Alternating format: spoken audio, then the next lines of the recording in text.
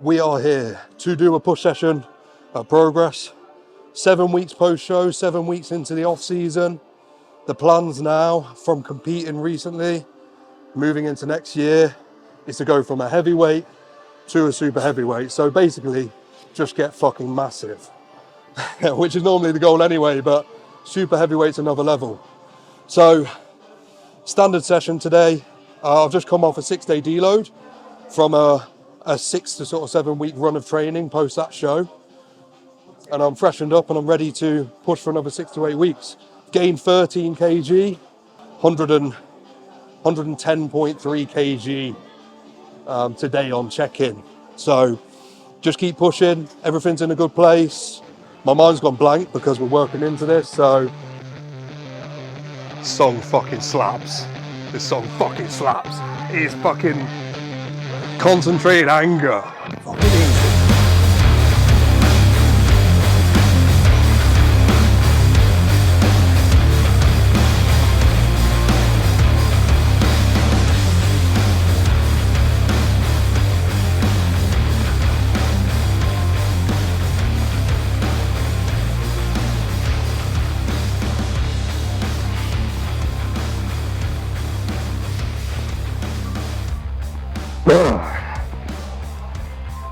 One.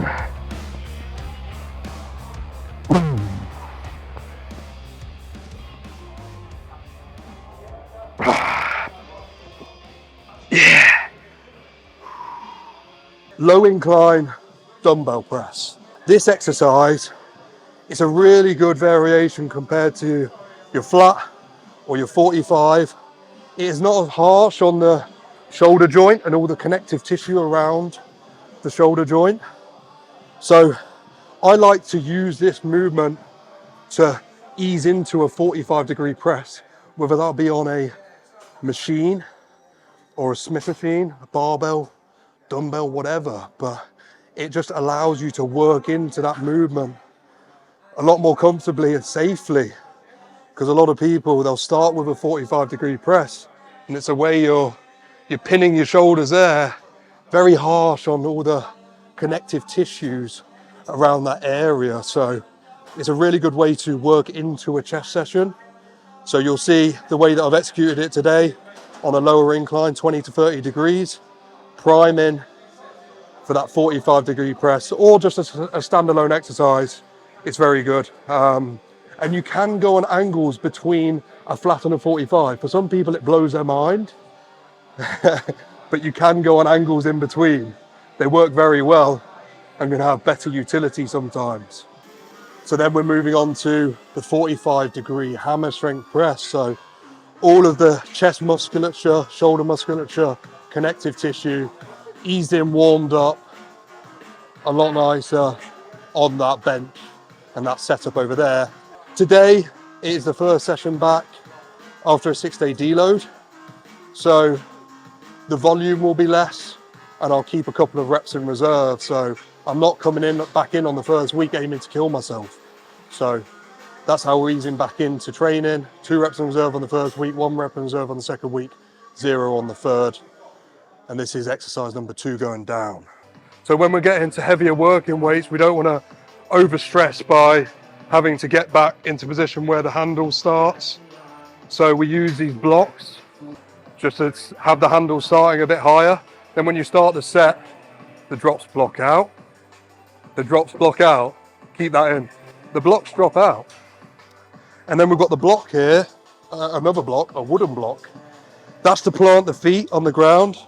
So if you aren't as tall, it's raising that position of the floor so you can really drive and solidify yourself within the ground.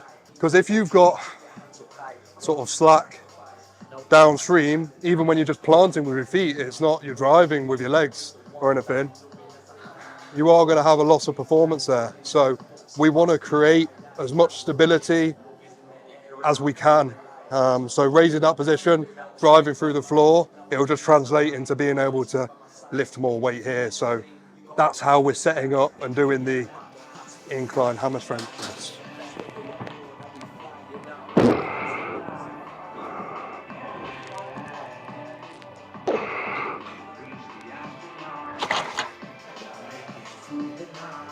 That feels pretty good today. This will be a little bit different exercise too, because I'm already warm. It differs again in terms of how many warm-up sets, the reps as well. So I'll use really high reps on the first exercise to get warmth and blood flow into the muscle. But then when we're on later exercises, I don't need that element anymore. So it is just a matter of mentally and neurologically like priming for the heavier weight. So the two plates, I did do like 10 reps. Then I did 3.5 for like 4. Then I did 4 for 2. Now I'm going to put 4.5 on, go straight into it. Why are you filming this? It's a powdered trend. No, this is a secret formula that only my clients get. Mix of Tren, Anavar and Superdrol. Good shit.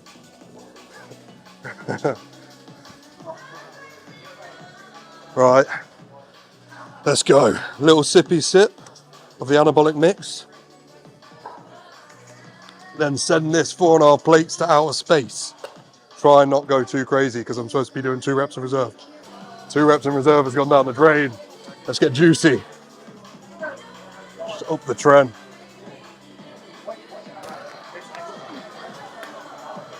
Come on, man. Ooh. Go.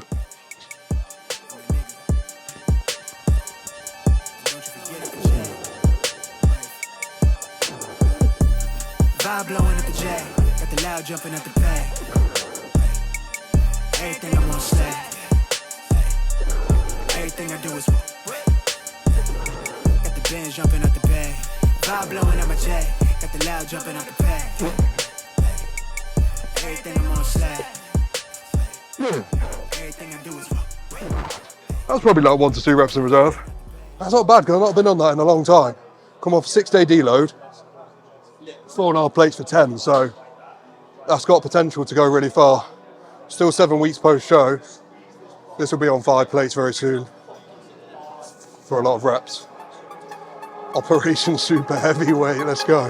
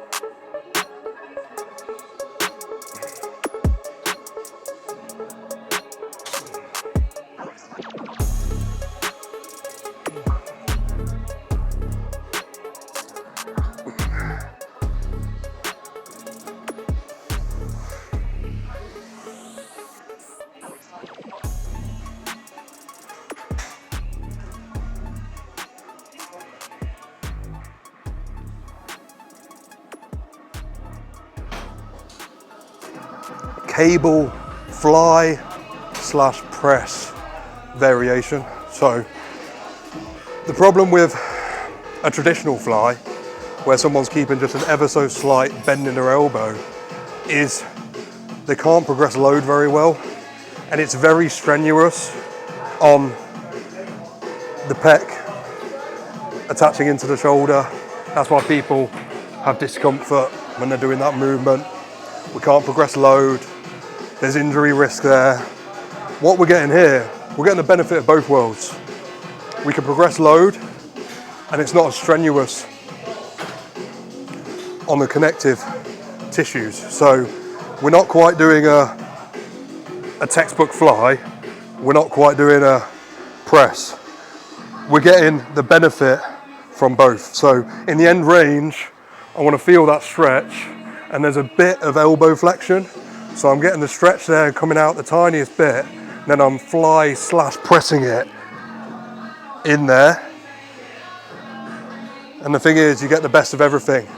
You get the stretch under load, you can use more load, it's more comfortable on the chest and shoulder, less injury risk. So a really good exercise to incorporate. And I do that instead of a fly. I won't do a fly. A fly doesn't give me any more. You want to notice as well that the way I've got it set up and the orientation of the cables and where they're coming from, that dictates sort of like how wide my hands have to go, and shoulder compression. Every pressing movement, we don't want to have our traps pinched up. We want to keep everything compressed down, shoulder joint compressed down. It can move more comfortably in the joint there. If it's pinching up, then that is stressful again on connective tissues. So compress it down throughout the movement, and that's going to be dictated by the height of the cable set. So you see that it comes from around about mid to lower chest. Then I'll actually fly it higher up to hit more upper chest as I'm coming up. So keep that movement locked in like that. It'll be a lot more comfortable on your shoulders. You'll be able to progress the movement a lot better as well. Fourth exercise, cuffed lying lateral raise. All of the sets today have either been, everything's been 2 sets apart from the cable fly press.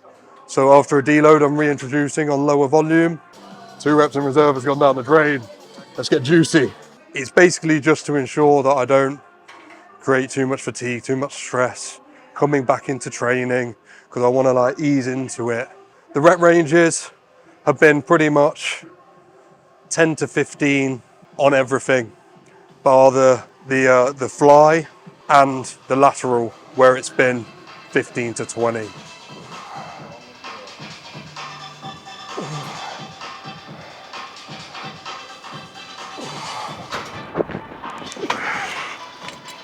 So, machine lateral raise, pretty simple. The machine does most of this setup for you. People are doing different nuancy things like having their hands out, having sort of floating D handles. I honestly think the machine's best used as it's designed, creating a lot of stability and torque by driving my hands into these handles and pushing my elbows out. That creates so much stiffness, so much tightness to really just push my energy through the shoulders.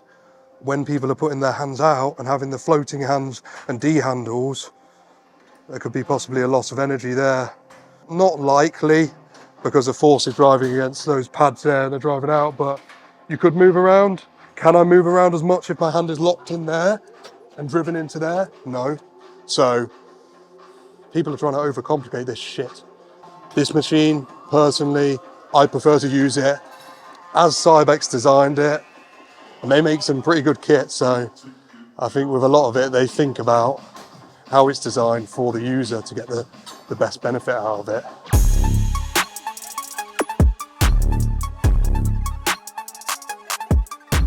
We're moving on to cross cable tricep extension.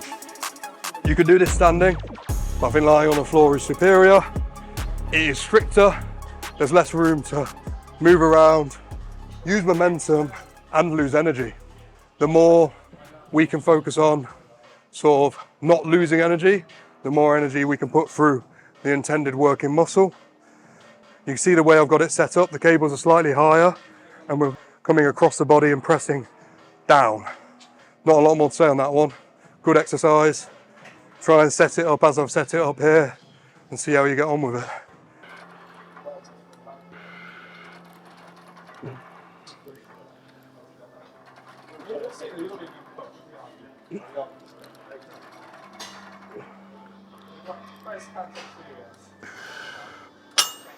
Seventh exercise. We're moving on to a single arm rope push down. So the way I set this up is I want to be slightly angled, not straight on, not straight the other way, kind of like slightly angled into the cable, and then get my body weight over it. So there's more stability there again. And just keep the elbow tucked into the body, keep it all the movement in the elbow, not moving the shoulder joint around, keep it all in the tricep, weight over it, locked in, just going for that massive squeeze, full range of motion, and just rep that out. That's it.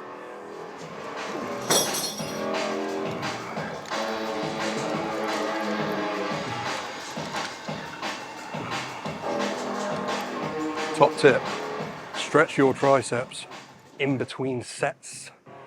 So typically with any exercise, but Tricep more than anything, you are tightening as you are shortening the musculature. So we want to oppose that effect that we're having of shortening, tightening the musculature. So in between sets of tricep, get your elbow up against the wall, lean your body weight into it, and you can anchor the tricep with the wrist and the other hand. So do that in between sets of tricep exercises to really open up your tricep. And another thing that may help, and does help quite often, is elbow pain. Because when people have elbow pain, a lot of the time, it is just tight tricep musculature. So do that for even more growth, less tricep pain and aggravation, and that's it. Okay, so here we are, about to do a round of posing. So 7 weeks post show, I'm 13 kg up, try to manage this really well, hold on to good body composition. So that's going to be the goal this year. I have had previous off seasons, people that followed me for a while, where I've got very heavy.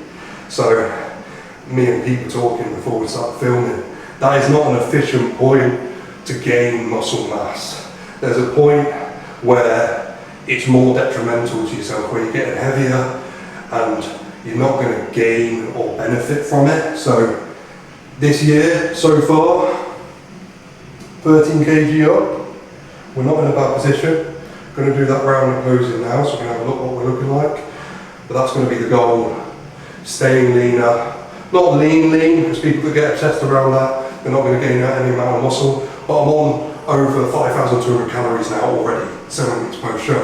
And I'm holding on to this position, managing things very well. So I'll have meals, I'll go for walks after the meals, I keep my step count in a certain position, cardio on non-training days, everything just to keep everything moving and firing on all cylinders, that I'm gaining as much muscle mass as possible from the food I'm eating and minimal body fat gain. So that's the plan this year, lean and massive. So now we're going to do that round of posing, see what we're looking like basically.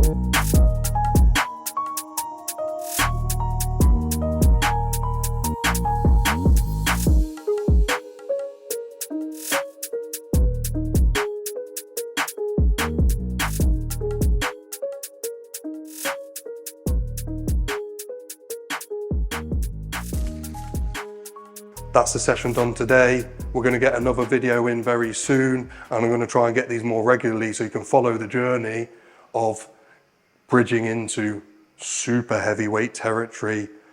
And next year we'll come back as that super heavyweight and try and be dominant within that category. That's it.